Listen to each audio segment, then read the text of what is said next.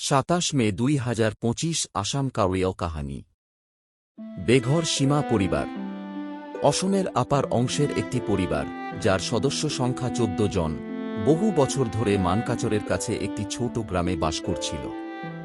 দারিদ্র্য আর জীবনের সংগ্রামের মাঝে তারা কোনো নাগরিকত্বের কাগজপত্র ছাড়াই বেঁচে ছিল। তাদের কাছে রেশন কার্ড ছিল না, ভোটার আইডি ছিল না, আধারও না। একদিন হঠাৎ করে পুলিশ এল।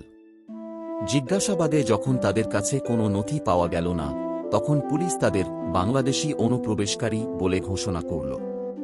কোনো আদালতের রায় ছাড়াই, কোনো শুনানি ছাড়াই তাদের সীমানার দিকে নিয়ে গিয়ে বাংলাদেশ সীমান্তে ঠেলে দেওয়া হল।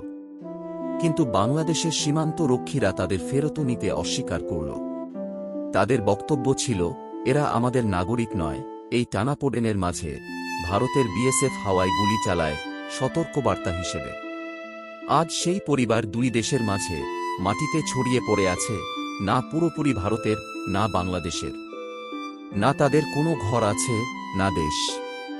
তাদের একমাত্র অপরাধ ছিল গরিব হওয়া এবং কাগজ না থাকা। এই গল্প কেবল একটি পরিবারের নয়, হাজার হাজার সেই সব মানুষের, যারা সীমান্তের মাঝে তাদের অস্তিত্ব হারিয়েছে।